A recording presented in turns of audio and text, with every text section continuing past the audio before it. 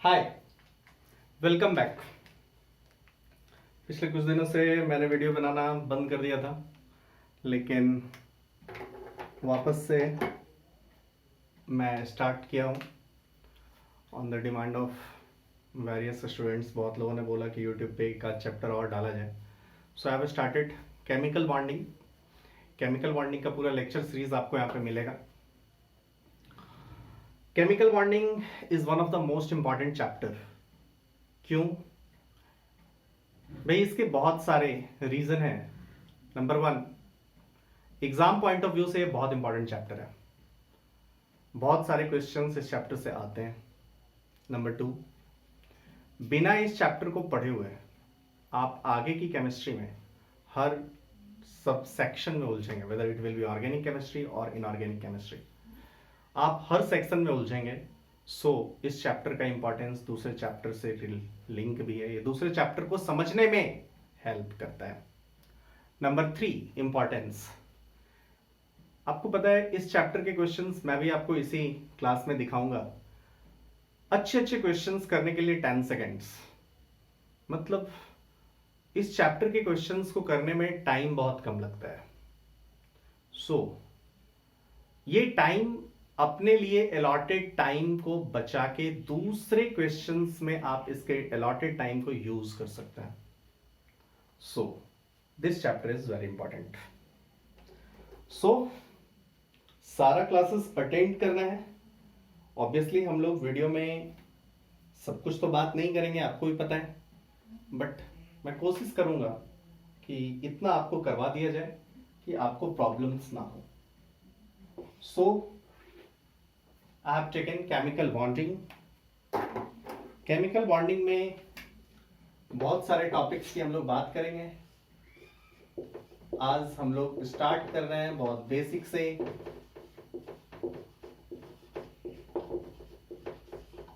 चलिए, chemical bonding we are going to start. इस chapter में सबसे पहले वही सबसे बेसिक्स, और वैसे तो मैं यूजुअली पहले बैलेंस बॉन्ड थ्योरी से स्टार्ट लेता था, बट फिर भी इस साल मैं थोड़ा सा बेसिक्स की बात कर लेता हूँ। बेसिक्स क्या है, कैसे आया था। आप सबसे पहले कोई भी इस टॉपिक को देख रहे हैं, आपने सुना केमिकल बॉन्ड, तो आप क्लास 9 से ही सुनते आ रहे हो, क्लास 8 से। What is chemical bond? आपके दिमाग में क्या अपीयर होना चाहिए? केमिकल बॉन्ड सुनते ही आपके दिमाग में क्या आना चाहिए? देखो, एटॉमिक स्ट्रक्चर में हमने एक एटम के बारे में पढ़ा। अब हम लोग एक मॉलिक्यूल का स्टडी करने जा रहे हैं। जब भी मॉलिक्यूल होगा तो 2 और मोर देन 2 एटम्स एक साथ रखे हुए होंगे। 2 और मोर देन 2 एटम्स एक साथ होंगे। कोई ना कोई फोर्स तो होना चाहिए ना। There should be one force जो इनको होल्ड करके रखे। उसी फोर्स को हम लोग केमिकल बॉन्ड कहते हैं। So please write down, please write down the definition of chemical bond. What is chemical bond? पहला point, what is chemical bond? इस point का आपको आंसर चाहिए। सो पहली बात, what is chemical bond? देखिए, chemical bond is attractive force. Chemical bond is attractive force which holds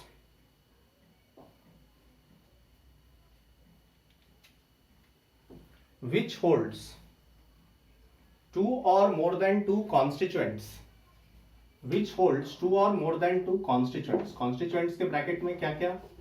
either atoms को और ions को। 2 और मोर देन 2 कॉन्स्टिट्यूएंट्स, एटम्स और आयंस को ले रहे हैं लोग। 2 और मोर देन 2 कॉन्स्टिट्यूएंट्स, मैं अगेन रिपीट कर रहा हूं। Chemical bond is attractive force which holds various constituent, which holds 2 और more than 2 constituents. Chemical bond is attractive force which holds 2 or more than constituents together in different chemical species, together in different chemical species, together in different chemical species, together in different chemical species। समझिएगा, जैसे आप मानो दो nitrogen को ये hold करके रखता है N2, कार्बन और ऑक्सीजन को CO2, मोनो डाइवैलेंट में CO, अब तो आयंस को भी ये होल्ड करके रखता है NaCl। इन सब जगह केमिकल बॉन्ड है, CH4 और भी ले लो। सो इन सारे जगह पे केमिकल बॉन्ड आ रहा है, सब जगह केमिकल बॉन्ड है, और हमें ये स्टडी करना है ये कैसे बन रहा है, क्या हो रहा है। अंडरस्टूड? सो सेकंड क्वेश्चन आप लोगों के दिमाग में आएगा my dear students, why this chemical bond is formed. भैया दो एटम है, दोनों के बीच रिपल्सन होनी चाहिए, सो ये केमिकल बॉन्ड का फॉर्मेशन हुआ ही क्यों। So second question which will arise in your mind, why chemical bond is formed.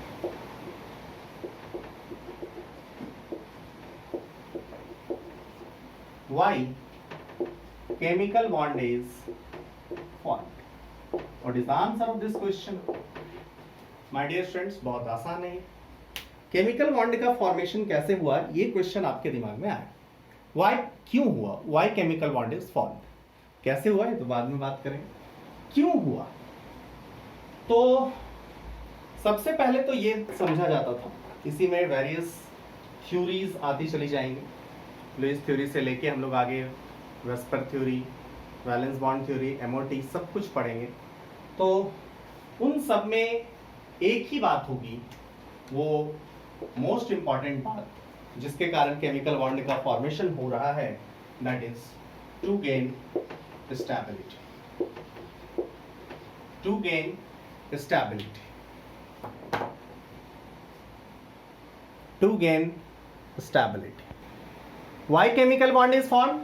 To gain stability। अब देखो स्टेबिलिटी गेन करने का अलग अलग अलग थ्योरी में अलग अलग तरीका, हम लोग क्या हो रहा है कैसे हो रहा है हम लोग पढ़ेंगे। So we will start with one theory. Obviously उस थ्योरी में कुछ प्रॉब्लम होगा, उस थ्योरी में कुछ प्रॉब्लम होगा, so we will move on to next theory. हम लोग नेक्स्ट थ्योरी पे जाएंगे, उस थ्योरी में कुछ प्रॉब्लम होगा, उस थ्योरी से कुछ चीज एक्सप्लेन नहीं हो रहा होगा, देन हम लोग मूव करेंगे next theory. So we are going to start with one basic theory, और जो पहले ये समझा जा रहा था भैया to complete octet, to complete its octet, ये पहले का बात था जो ये समझा जा रहा था, लेकिन इसके बहुत सारे प्रॉब्लम्स आए, हम लोग उसमें कुछ प्रॉब्लम्स बात भी करेंगे। देखिए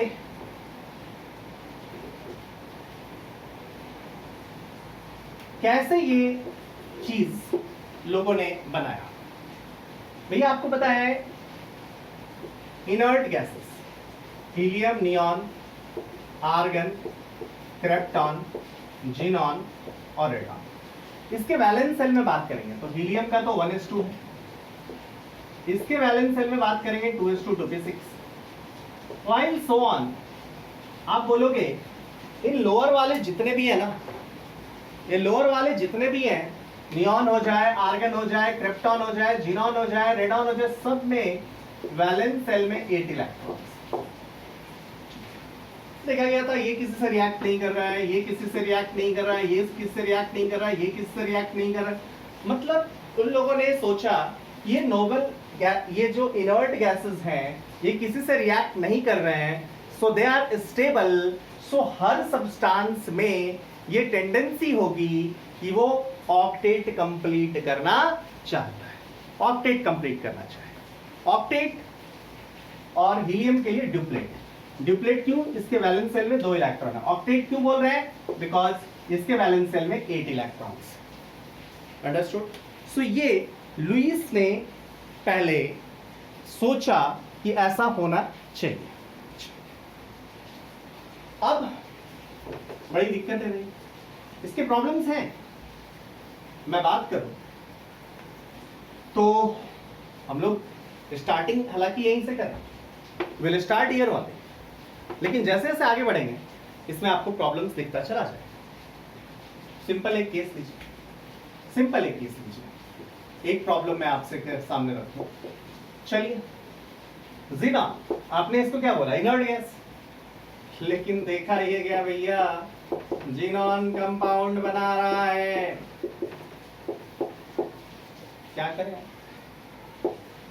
अब, क्या करें, ये सब तो कंपाउंड फॉर्मेशन कर रहा है, ऑक्टेट रूल का क्या होगा, दिक्कत होने लगी। अब ये कैसे हुआ था, जीनॉन का पहला कंपाउंड कैसे बना था, इसकी थ्योरी थोड़ी हम लोग बात करें। एक्चुअली एक एक्सपेरिमेंट चल रहा था, एक रिएक्शन कराया जा रहा था।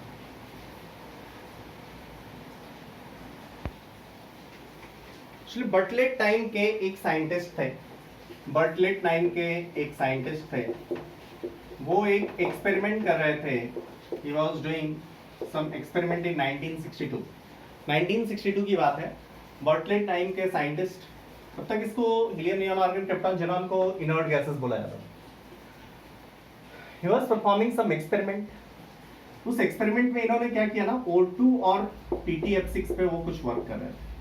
उन्होंने बनाना क्या था, कुछ वर्क कर रहे थे और उन्होंने देखा कि ये O2 PTF6 है, O2 PTF6 का एक आयनिक कंपाउंड का फॉर्मेशन हुआ रेड कलर का। अब ये उनके लिए बड़ा अजीब बात है, क्यों, क्योंकि O2 प्लस वहां बन रहा था एंड आयनाइजेशन एनर्जी O2 की 1190 किलो जूल पर मोल, वाइल जीनॉन की आयनाइजेशन एनर्जी का डेटा जो था 1195 किलो जूल पर मोल के अप्रॉक्स। सो उनके दिमाग में एक चीज घुसा, if O2 can release electron, भैया मेरे जब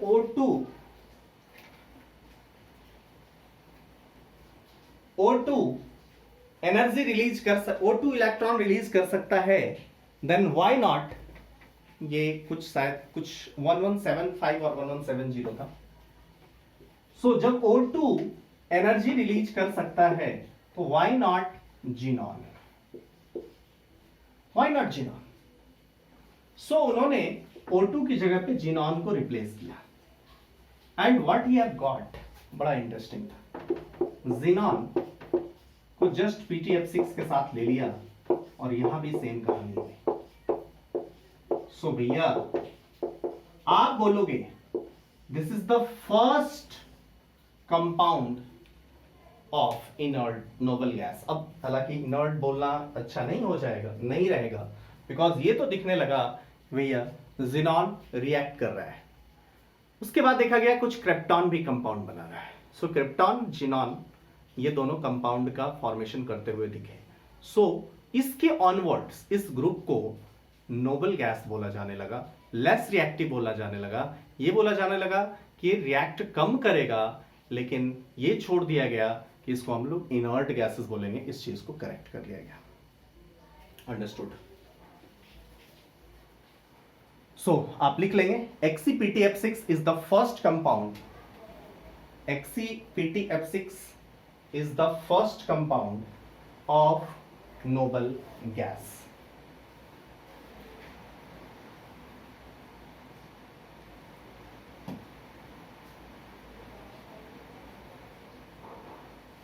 ठीक है। सो हम लोग ये बात कर रहे हैं क्यों, क्योंकि देखो पहले हम लोग लुईस की थ्योरी लेंगे, इसके सर्टेन ड्रॉबैक्स आएंगे, तो अब हम लोग सिस्टमैटिक स्टडी स्टार्ट करने जा रहे हैं। देखो इसीलिए मैंने पहला लिखा है टू गेन स्टेबिलिटी और सेकंड लिखा है to complete its octet. Complete its octet, ऐसा नहीं कि ऑक्टेट कंप्लीट हो और ऑक्टेट इनकम्प्लीट नहीं होता। ये सब देख रहे हैं आप, ऑक्टेट इनकम्प्लीट हो गया, it was major setback for octet rule. Octet rule ही सब कुछ है ऐसा नहीं होता। फिर आगे हम लोग पढ़ेंगे कि क्यों ऐसा होता है, ऑक्टेट के बाद भी बॉन्ड क्यों बन रहा है, ये सब बॉन्ड क्यों फॉर्मेशन कर रहे हैं। सो ये हम लोग नेक्स्ट थ्योरी में बात करेंगे। सो हम लोग स्टार्ट कर रहे हैं जो ऑक्टेट थ्योरी पे बेसिस पे आया था, लुईस थ्योरी, जो हिस्ट्री में सबसे पहले केमिकल बॉन्ड का स्टार्टिंग में उन्होंने कुछ काम किया था, उस थ्योरी से हम लोग स्टार्ट कर रहे हैं। उस थ्योरी के क्वेश्चंस पे हम लोग आते हैं, उस थ्योरी से रिलेटेड बातों पे हम लोग रीच करने की कोशिश करते हैं। एनसीईआरटी में बहुत सारी बातें इनिशियल की बातें हैं मैं आपको लाइव क्लास में बता दूंगा, लेकिन मैं उसको नहीं ले रहा हूँ वीडियो में। एनसीईआरटी में लुईस सिंबल कैसे कैसे यूज करते हैं ये सब है, ये सारी कहानी है जो आपको मैं लाइव क्लास में दिखा दूंगा। ओके ना, अब देखिए हमें किसी कंपाउंड का लुईस स्ट्रक्चर बनाना है, तो किसी कंपाउंड का लुईस स्ट्रक्चर बनाना है और फॉर्मल चार्ज निकालना है।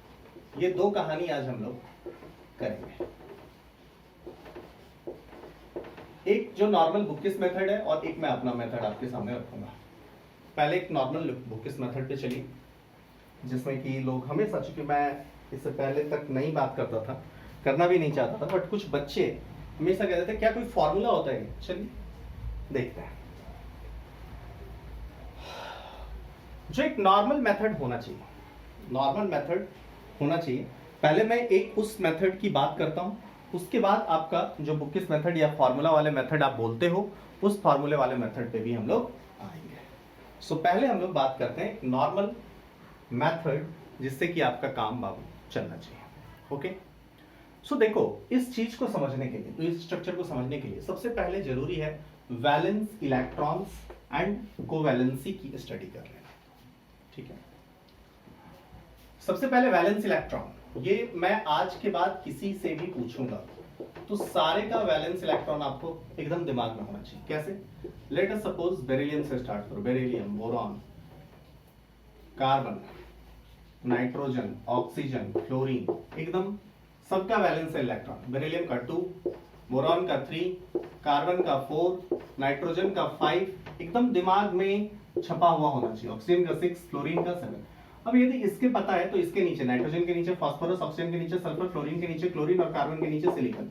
इन सब में कोई दिक्कत नहीं होना चाहिए, जितना इसका होगा उतना ही इसका होगा। सो वैलेंस शेल का इलेक्ट्रॉन्स अभी से बार बार जरूरी पड़ेगा। हम लोग एक तरीके से बात करेंगे, बात करते जाएंगे, आगे क्वेश्चंस करते जाएंगे, फिर धीरे धीरे मैं बहुत सिस्टमैटिक बना दूंगा, बहुत आसानी से आप क्वेश्चंस को कैसे करना है। लेकिन अभी हमें पूरा मेहनत करना है, अभी जैसे करा रहे हैं वैसे करना है। ओके, सो वैलेंस शेल इलेक्ट्रॉन्स की कहानी जब भी होगी आपके दिमाग में छपना चाहिए। नाइट्रोजन बोलो 5 चमकना चाहिए, ऑक्सीजन बोलो 6 चमकना चाहिए, सल्फर बोलो 6 चमकना चाहिए। ये नहीं होगा तो टाइम लगेगा, ये बिल्कुल दिमाग में बैठा लो। Valence shell, number of valence shell electrons बोलते ही आपके दिमाग में चमकना चाहिए। चलिए, नाउ नेक्स्ट थिंग जो आपके लिए इंपॉर्टेंट है दैट इज कोवैलेंसी। कोवैलेंसी भी आपके दिमाग में चमकना चाहिए, तब आप मेरे मेथड से क्वेश्चन कर पाएंगे। ठीक है, सो मैं आपको नेक्स्ट इंपॉर्टेंट थिंग जो आपके बारे में आपके सामने रख रहा हूं दैट इज कोवैलेंसी। कोवैलेंसी का मतलब समझोगे क्या? नाम से क्लियर है, कोवैलेंसी, कोवैलेंसी कोवैलेंट बॉन्ड जो फॉर्म करे। ठीक, आप क्या बोलोगे? कोवैलेंसी का डेफिनेशन क्या हो जाएगा? Number of covalent bond that can be formed, number of covalent bond that can be formed. ठीक है, number of covalent bond that can be formed by any atom or species.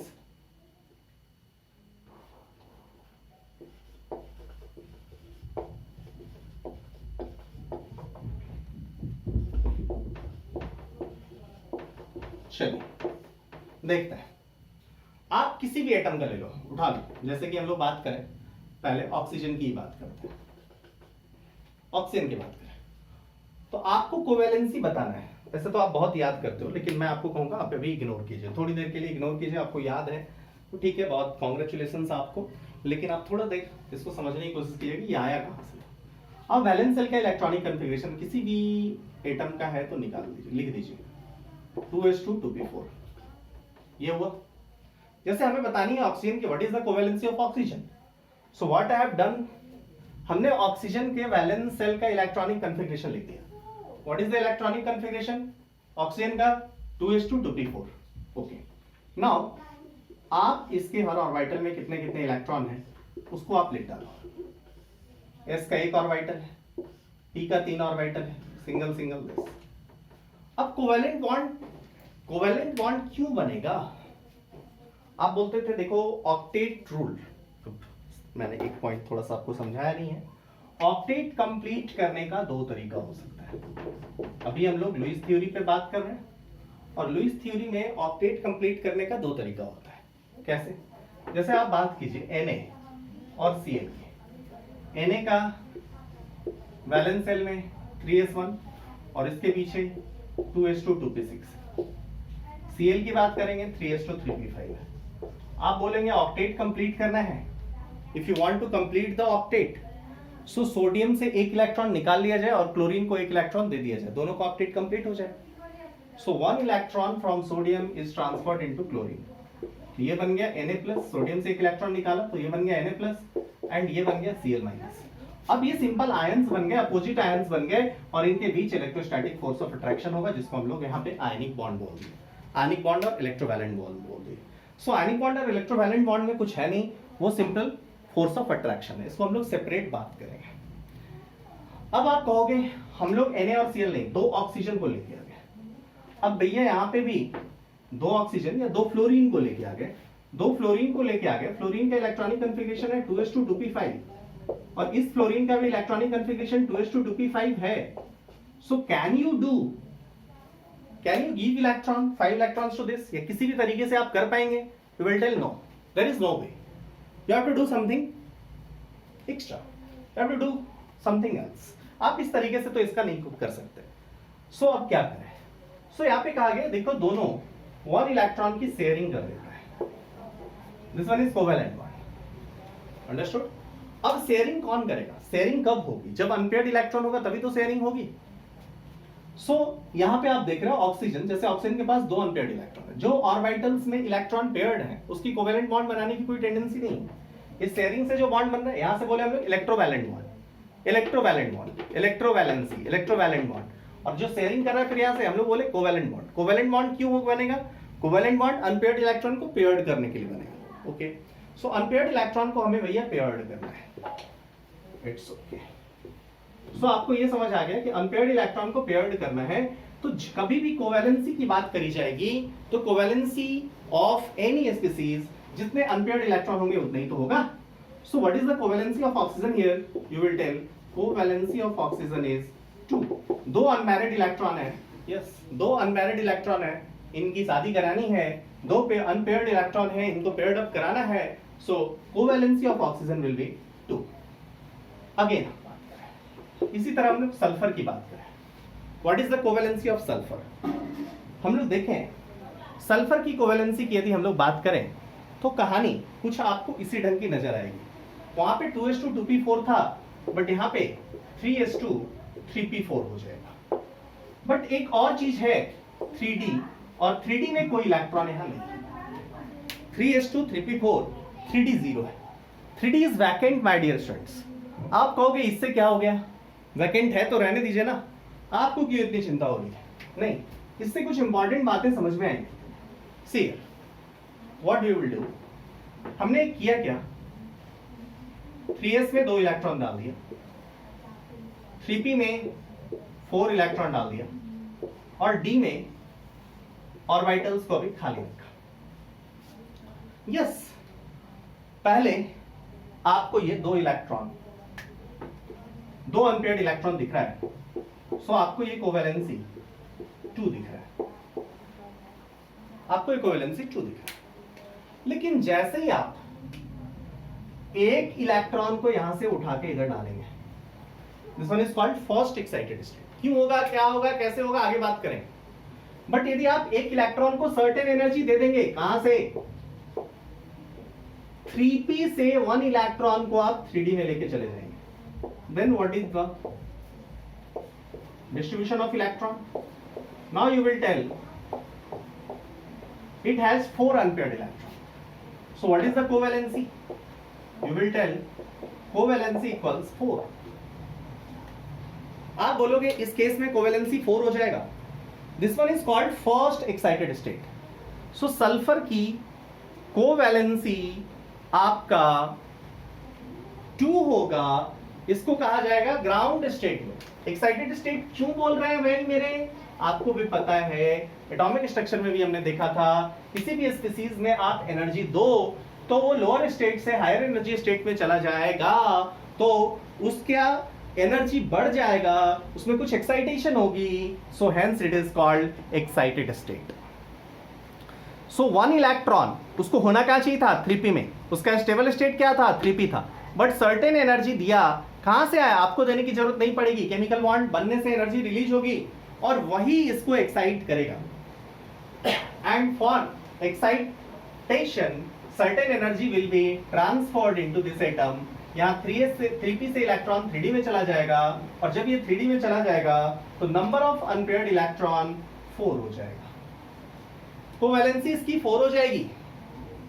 अब आगे हम लोग बात करें जब एक इलेक्ट्रॉन और उठा के यहां पे डाल दें, yes you are thinking right, किसी के दिमाग में ये आया कि एक इलेक्ट्रॉन यहां से भी उठा के डाल दें तो कोवैलेंसी तो 6 हो जाएगी, yes you are right, you are thinking right, ऐसा ही होगा। सो आप एक इलेक्ट्रॉन को उठाइए, मीन सर्टेन और एनर्जी दे दीजिए, ऑब्वियसली ज्यादा एनर्जी रिक्वायर्ड होगा, तो 1 electron from 3s is transferred to 3d, और यदि ये 3d में आ जाएगा तो आप बोलेंगे अब नंबर ऑफ अनपेयर्ड इलेक्ट्रॉन 6 हो जाएगा, that is called second excited state. So आप बोलेंगे ऑक्सीजन की कोवैलेंसी 2 होती है, बट सल्फर की कोवैलेंसी 2 भी होती है, 4 भी होती है, 6 भी होती है। एक क्वेश्चन यहां से भी बनता है my dear students, one question can be asked from here also, what is that, what is the covalency of what is the covalency of oxygen 2, while covalency of sulfur is 2 4 6 3, covalency of oxygen is 2 while covalency of sulfur is 2 4 6, दोनों में unpaired electron same थे, दोनों में valence electron same थे, दोनों के electronic configuration में सब कुछ सेम दिख रहा था, बट सल्फर का कोवैलेंसी 3 3 2 4 6 भी हो सकता है, ऑक्सीजन का कोवैलेंसी केवल 2 हो सकता है। व्हाट इज द रीजन, क्या आंसर होगा आपका, बोलोगे in case of sulphur there is vacant 3d orbital, there is vacant 3d orbital, hence electron can be unpaired in that 3d orbital, electron को आप 3d ऑर्बिटल में unpaired कर सकते हो, इसलिए वहां पे एक्सपेंशन ऑफ कोवैलेंसी पॉसिबल था, while in case of oxygen there was no possibility of expansion of covalency. In case of oxygen covalency is only 2, while in case of sulfur covalency can be 2 4 और 6। Same कहानी आप fluorine और chlorine की करेंगे, आपको समझ आ जाएगा। Live class में हम लोग ढेर सारी बातें करेंगे कोवैलेंसी के बारे में। सो अब आप कोवैलेंसी मुझे बताएंगे कि कोवैलेंसी क्या क्या होगा। चलिए, find covalency of following, find covalency of following.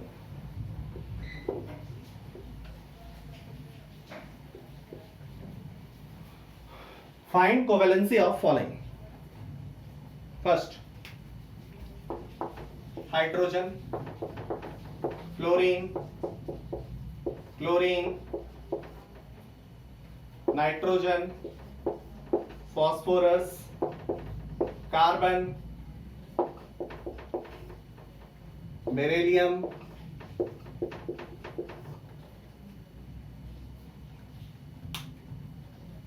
O minus, O plus,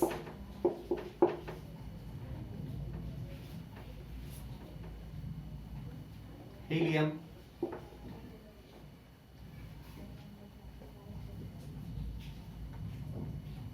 clear है? कितने की कोवैलेंसी आप निकालेंगे आपका काम बन जाएगा। मैं वैसे आंसर्स लिख दे रहा हूं ताकि आगे आपका काम भी होगा। हाइड्रोजन की कोवैलेंसी ऑलवेज 1, क्लोरीन की कोवैलेंसी केवल 1 आएगी, चेक करो। क्लोरीन की कोवैलेंसी 1, ये जो मैं घेर रहा हूं ये ऑक्टेट रूल को मानते हुए, बट 3 5 7 भी आएगा। नाइट्रोजन की कोवैलेंसी ऑलवेज 3, फास्फोरस की कोवैलेंसी ऑलवेज 3, 5 भी होगा। कार्बन की कोवैलेंसी ऑलवेज 4, बेरिलियम की 2, O माइनस की 1, O प्लस की 3 sorry, O plus is same as nitrogen, helium 0, कोई कोवैलेंट बॉन्ड नहीं बनाएगा। सो ये आपको करके देखना है, सीखना है, पहले करेंगे फिर देखेंगे। It's okay my dear students. So आप बोलोगे why you have done this, you will tell आपने ये क्यों पढ़ाया है। सो अब हम लुईस स्ट्रक्चर पे चलते हैं, तब आपको इसका इंपॉर्टेंस समझ आएगा why I have done this.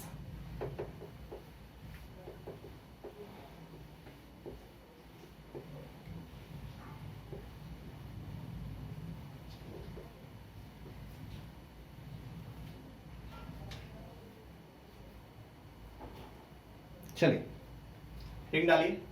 Lewis structure, यहीं से आपकी केमिकल बॉन्डिंग की पढ़ाई स्टार्ट होती है।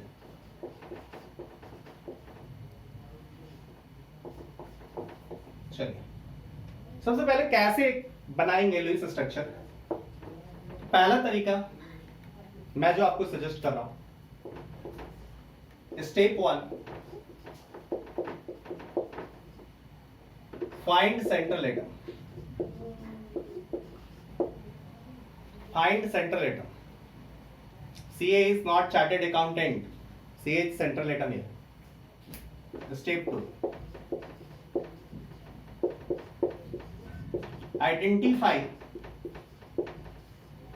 number of valence electron.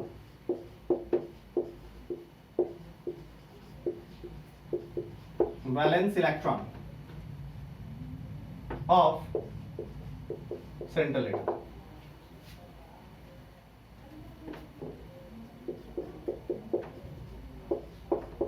Step 3.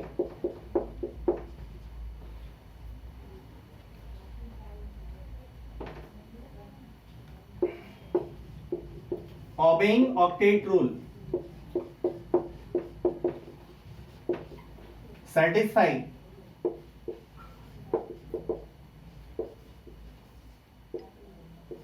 the covalency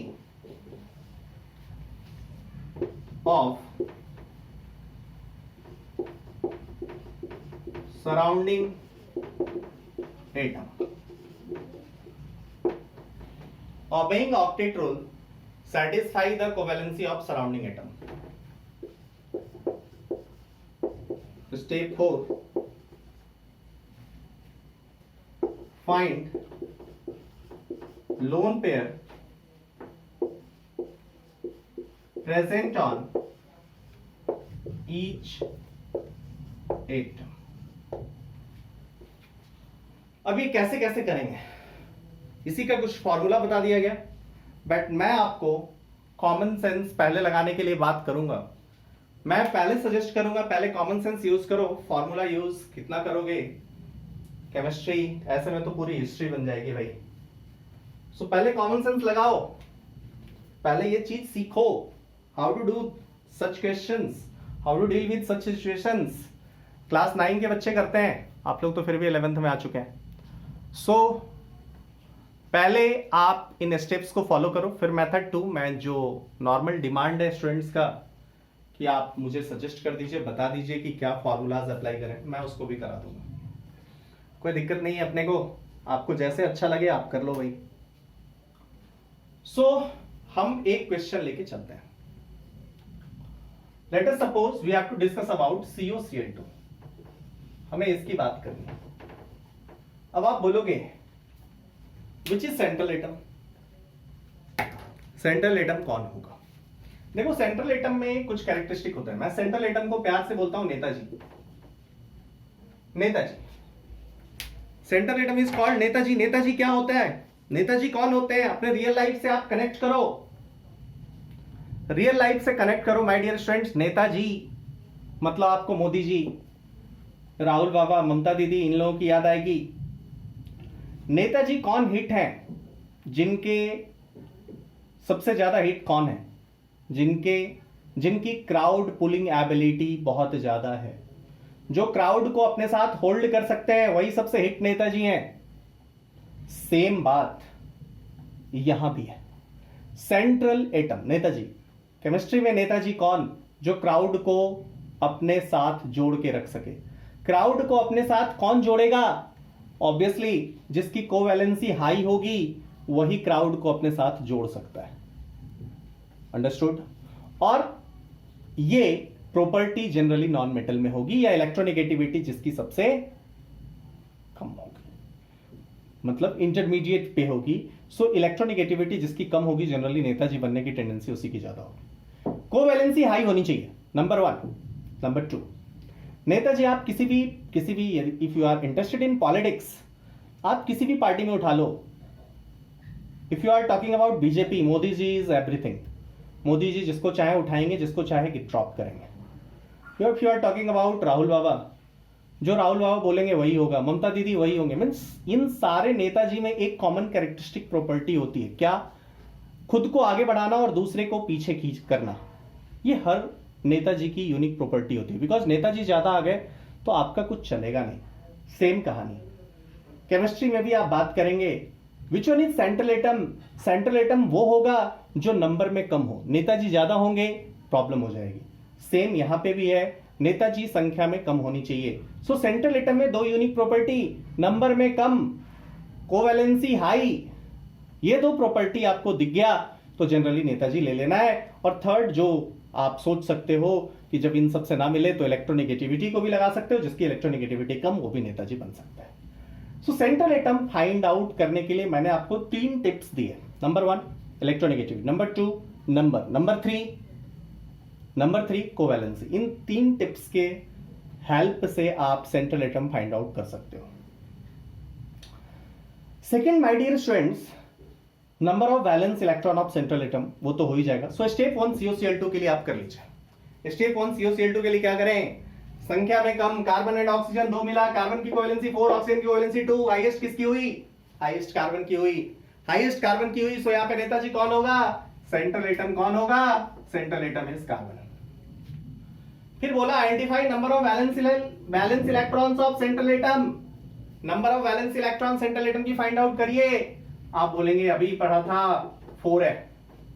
okay, obeying octet rule satisfy the covalency. Octet rule को सेटिस्फाई करते हुए what is the covalency of surrounding atom? Oxygen की कोवैलेंसी 2 है, क्लोरीन की कोवैलेंसी 1 है।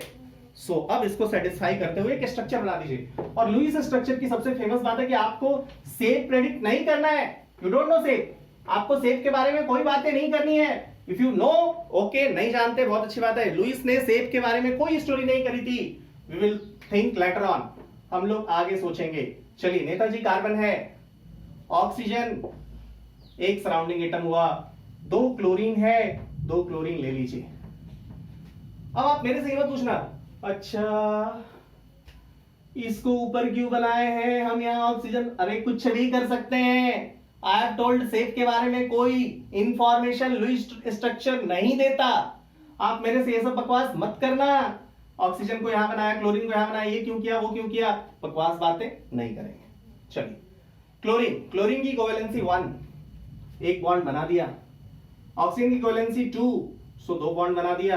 क्लोरीन की कोवैलेंसी 1, सो 1 बॉन्ड बना दिया। अब obeying octet rule satisfy the covalency of the surrounding atom, सब कुछ कर दिया। Lone pair present on each atom. अरे भैया कोई इलेक्ट्रॉन जितना बचा, चलो करते हैं, कैसे करेंगे? क्लोरीन के पास क्या कोई लोन पेयर बचा? देखो तो बचा कि नहीं बचा, कैसे करेंगे? क्लोरीन के वैलेंस सेल में कितना इलेक्ट्रॉन था? क्लोरीन के वैलेंस सेल में 7 इलेक्ट्रॉन था। 7 इलेक्ट्रॉन में यहां पे 1 बॉन्ड बनाया है, तो कितना इलेक्ट्रॉन का शेयरिंग किया होगा? आप बोलोगे जो सिंगल बॉन्ड बनाया ना, वो 1 इलेक्ट्रॉन कार्बन और 1 इलेक्ट्रॉन क्लोरीन का होगा। सो 7 इलेक्ट्रॉन क्लोरीन के पास था, 1 इलेक्ट्रॉन इसमें खर्च हो गया, तो टोटल 6 इलेक्ट्रॉन बचा कि नहीं my dear students? So 6 electron यहां पे रह गया। ऑक्सीजन के वैलेंस सेल में 6 इलेक्ट्रॉन्स था, ऑक्सीजन के वैलेंस सेल में 6 इलेक्ट्रॉन्स था। आउट ऑफ दीस 2 इलेक्ट्रॉन्स इसका खर्च हो गया, बचा कितना? 4 मतलब दिस। चलिए, इस क्लोरीन के पास भी same logic. It should be clear to all of you. It should be clear to all of you. अब कार्बन का क्या हुआ भाई? कार्बन का भी तो बता दो। कार्बन के वैलेंस सेल में 4 इलेक्ट्रॉन था, 2 यहां खर्च हो गया, 1 यहां खर्च हो गया, 1 यहां खर्च हो गया, टोटल 4 खत्म। Whether any lone pair is present? No, कोई लोन पेयर नहीं बचा। सो ये लुईस डॉट स्ट्रक्चर आपका बन के रेडी हो गया। Lewis dot representation, Lewis representation बन के रेडी हो गया है। ये आपका काम है। हम लोग इस तरीके से किसी का भी कर सकते हैं, बट हमें तो फॉर्मूला चाहिए। तो जो फॉर्मूला जिनको चाहिए वो ले लें। वो कैसे करेंगे ये भी कर लें, टेंशन नहीं लेना है। चलिए, जिनको अब फॉर्मूला चाहिए लिखवा दो, याद कर लें, कुछ तरीका बता दो जिससे काम हो जाए। ले लो, कर लो।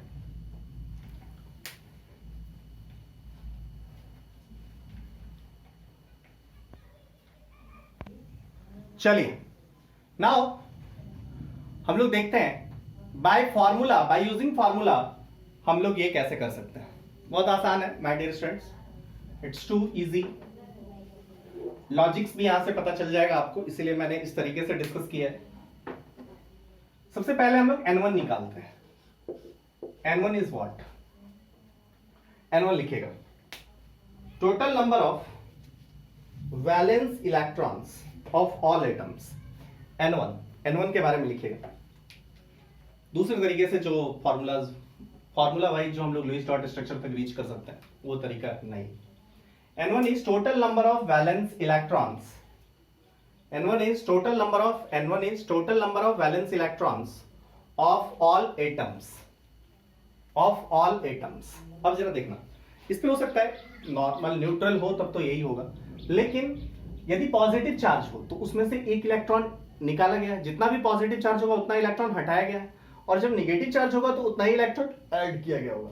So total valence electron plus positive charge है, निगेटिव चार्ज है तो उतना, बोलो, प्लस निगेटिव चार्ज जितना है उतना, और माइनस पॉजिटिव चार्ज। क्यों? क्योंकि जितना पॉजिटिव चार्ज है उतना इलेक्ट्रॉन उससे रिमूवल किया गया है। सो कितना इलेक्ट्रॉन वैलेंस सेल में है वो N1 होता है। Number of electron present in valence shell of all atoms, वो N1 है।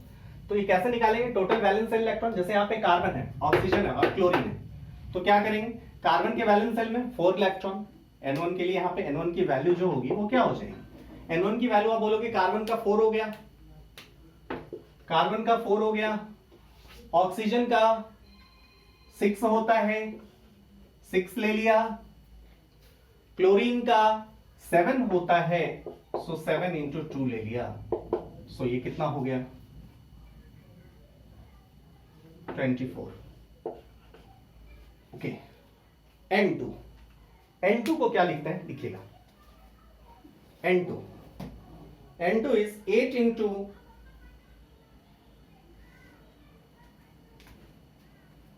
या इसको ऐसे लिखिए, N2 is 2 into hydrogen atoms plus 8 into all other atoms. अरे भैया नहीं समझे क्या? ये क्या है N2? कितना रिक्वायर्ड है? हाइड्रोजन एटम के लिए इलेक्ट्रॉन कितना चाहिए? 2 चाहिए। अदर एटम्स के लिए ऑक्टेट थ्योरी को मानते हुए ना, लुईस स्ट्रक्चर ने ऑक्टेट थ्योरी माना था ना, सो ऑक्टेट थ्योरी को मानते हुए कितने चाहिए अदर एटम्स को? 8 इलेक्ट्रॉन्स चाहिए, वो है N2।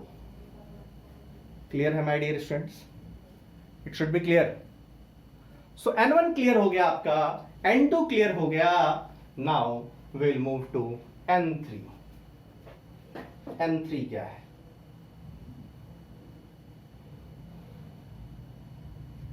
N3 क्या है? अब जरा सोचो, इतने इलेक्ट्रॉन्स की रिक्वायरमेंट है। अच्छा, यहां पे जैसे कितना हो गया? कार्बन ऑक्सीजन क्लोरीन सबको 8 कितना है? 32 ना, 8 into 4, so N2 is here 32. For this example, N1 24, N2 32. अब N3 क्या है? Number of shared electrons. जरा सोचो, 32 चाहिए और 24 ही है, तो शेयर किया होगा ना, 8 इलेक्ट्रॉन शेयर किया होगा तभी तो वो होगा। सो N3 is number of shared electrons, और ये कैसे निकलेगा?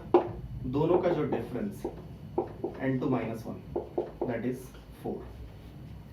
8। देखो जरा यहाँ पे आ रहा था क्या हमारे थ्योरी से? 2 2 4 and 4 8 आ रहा था कि नहीं? इस तरीके से आप कर सकते हैं। N3 is N2 minus N1, N3 is N2 minus N1।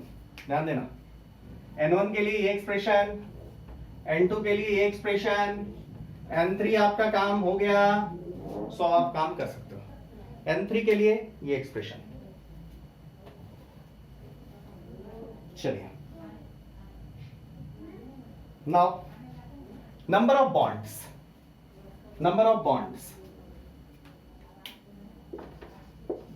जब शेयर्ड इलेक्ट्रॉन पता चल गया तो नंबर ऑफ बॉन्ड्स भी तो पता चल गया, that is what? N3/2। Number of bonds N3/2। बोलिए my dear students, number of bonds N3/2। यहां पे आपको दिख रहा होगा total number of bond,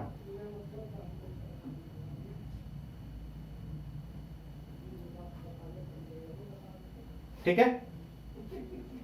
now next, number of unshared electrons, number of unshared electrons बताइए, अनशेयर्ड इलेक्ट्रॉन कितना होगा? टोटल इलेक्ट्रॉन था कितना? n1 था, बोलो, और उसमें से शेयर्ड कितना हो गया? टोटल था n1 और n3 शेयर्ड हो गया, सो अनशेयर्ड कितना होगा? n1 माइनस n3, बोलो n1 माइनस n3 हो जाएगा कि नहीं? So total number of unshared electron is n1 minus n3. Now number of unpaired electron, number of unpaired electron, lone pair क्या हो जाएगा? unsaid electron by 2, that is n1 minus n3 divided by 2. number of lone pair is n1 minus n3 by 2. समझ के करेंगे तो भी कुछ नहीं है. अब चलिए निकालिए number of unshared electron n1 minus n3, n1 कितना? 24 माइनस 8 16, देखिए 16 है क्या? 4 6 6 6 6 4, 16 हो गया ना. लोन पेयर कितना? 16 by 2 that is 8, 2 3 3 3 3 2 that is 8, 8 number of lone pair. इतना आपको पता होना चाहिए. लुईस के इतने कॉन्सेप्ट्स हैं, इतने क्वेश्चंस में हम लोग प्रैक्टिस करेंगे कि ये कहानी आपको समझ में आ जाएगी my dear students. Now another important thing is formal charge. बिना फॉर्मल चार्ज की कहानी पूरी ये होगी नहीं. इस तरीके से यदि आप चलेंगे तो इस तरीके से चलेंगे तो फॉर्मल चार्ज निकालने का कुछ तरीका हो मिल जाता है. So next, formal charge. Formal charge, formal charge नाम से ही क्लियर है. फॉर्मली उसमें कितना चार्ज है? That is formal charge. कितना चार्ज किसी एटम पे रखना है, that is called formal charge. Formal charge, formal charge कैसे निकालें? किसी भी एटम पे हम लोग इस कहानी के बाद हर एटम पे फॉर्मल चार्ज ही लिखेंगे, that is V minus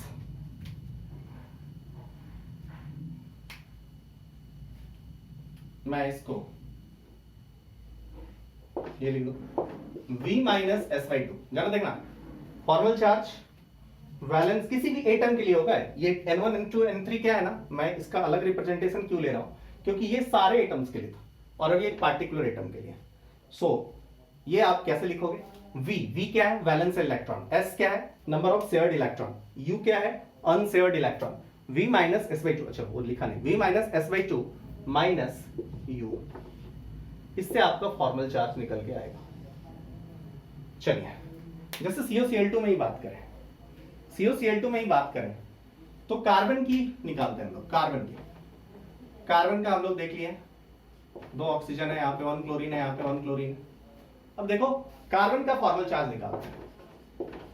formal charge, formal charge of carbon निकालें. क्या बोलोगे? यू विल टेल कार्बन के पास, कार्बन के वैलेंस सेल में कितने इलेक्ट्रॉन है? आप बोलोगे 4 है. शेयर कितना किया? बोलो, आप बोलोगे 4 किया. अनशेयर्ड कितना? सॉरी, शेयर्ड इलेक्ट्रॉन में ये दोनों मींस मतलब शेयर्ड कितना किया? कार्बन के शेयर्ड इलेक्ट्रॉन, तो कार्बन 2 2 2 किया है और पूरा शेयर्ड. यहाँ S जो है मतलब इस एटम के पेरिफेरी में कितने शेयर्ड इलेक्ट्रॉन दिखेंगे? तो कार्बन के पेरिफेरी में देखिए, 4 इधर दिखेगा, बोलिए 4 इधर दिखेगा, 2 इधर दिखेगा, 2 इधर दिखेगा, टोटल 8 दिखेगा. बाई 2 किया, दैट इज 4 माइनस 8/2. अनशेयर्ड कितना है? 0. सो कार्बन का फॉर्मल चार्ज 0 आ गया. वैसे ही आप क्लोरीन की निकाल लीजिए. क्लोरीन का देखेंगे, क्लोरीन के वैलेंस सेल में कितना इलेक्ट्रॉन? वैलेंस सेल में 7 इलेक्ट्रॉन. शेयर्ड कितना किया? आप बोलोगे 2 किया. अनशेयर्ड कितना रहा? अनशेयर्ड 6 रहा. कितना हो गया? 0. सो क्लोरीन पे भी कोई चार्ज नहीं होगा. क्लियर? क्लियर है मेरे डियर स्टूडेंट्स? इसी तरीके से ना, इसी तरीके से एक और एग्जांपल आप करो तो आपको समझ में आएगा। NO2 माइनस आप करिए, करके देखिए। NO2 माइनस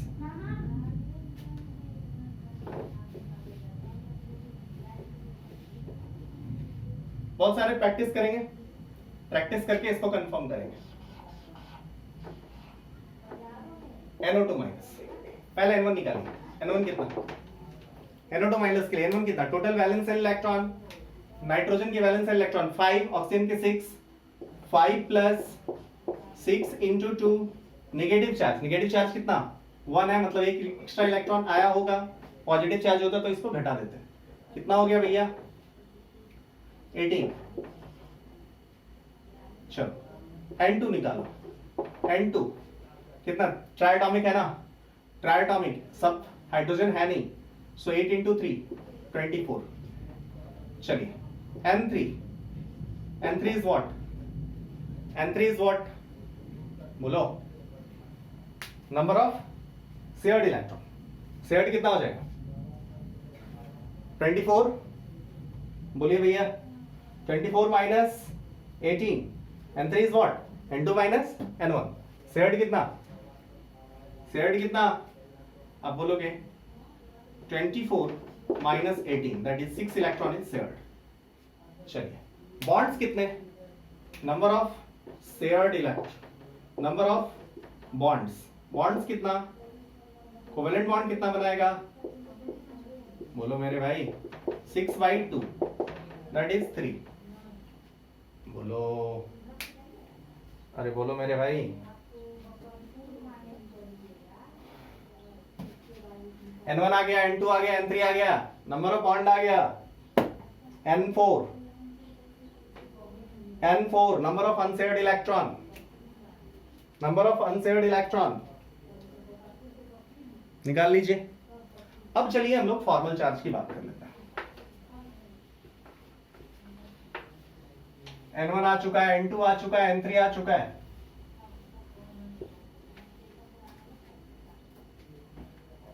ओके, सो बॉन्ड्स की, जैसे ही आपके पास बॉन्ड्स आया ना, नेताजी कौन? NO2 माइनस में नाइट्रोजन, 3 बॉन्ड बनाने हैं, 2 ऑक्सीजन है, ऑब्वियसली एक के साथ 2 बनाएंगे, एक के साथ 1 बनाएंगे, तभी काम बनेगा। बना दिया। अब चलिए फॉर्मल चार्ज निकालते हैं। फॉर्मल चार्ज इस पे, इसका फॉर्मल चार्ज कितना होगा? चलिए फॉर्मल चार्ज कैसे बोला था? V वैलेंस इलेक्ट्रॉन कितना? 8 है। अरे वैलेंस इलेक्ट्रॉन कितना? ऑक्सीजन का 6 ना? यस। ओके, फॉर्मल चार्ज निकालना है। 6 वैलेंस इलेक्ट्रॉन, उसके बाद क्या बोला था? Shared electron by 2। ये कितना बॉन्ड बनाया? इतना, कितना इसने बॉन्ड बनाया? 1 बॉन्ड बनाया। तो 2/2 बोल लो या 1 बॉन्ड बोल लो, एक इसमें से शेयर्ड है। ओके, अनपेयर्ड कितना है? लोन पेयर कितना है? आप बोलोगे यार यहाँ पे तो लोन पेयर तो पहले ही बताया था, 3 बॉन्ड बनाया, 2 होगा, और यहाँ पे 6 to 8। ऑक्टेट पूरा कर दो ना सबका। ये 1 बॉन्ड बनाया मतलब 6 इलेक्ट्रॉन होगा। ओके, सो आप बोलोगे मुझे यहाँ पे 6 इलेक्ट्रॉन दिख रहा है, number of unshared electron. V minus S/2 minus U, number of V valence electron minus bond या number of shared electron minus shared electron by 2 minus unshared electron. ये आ रहा है देखो -1, मतलब इस पे चार्ज होगा -1। जब तक फॉर्मल चार्ज आप नहीं लगाएंगे तब तक वो स्ट्रक्चर सही नहीं माना जाएगा। सो आपको फॉर्मल चार्ज सबका निकाल के उस पर रखना होगा। ना इसकी बात करें, इसकी फॉर्मल चार्ज की बात करें, इसकी फॉर्मल चार्ज कितना होगा? इसका फॉर्मल चार्ज बात करें, बोलोगे फॉर्मल चार्ज इसका वैलेंस इलेक्ट्रॉन 6, शेयर्ड इलेक्ट्रॉन या बॉन्ड 2 बनाया है, माइनस अनशेयर्ड इलेक्ट्रॉन 4 है, सो दिस वन इज 0। सही, नाइट्रोजन की बात करें, नाइट्रोजन का, सो आप बोलोगे क्या है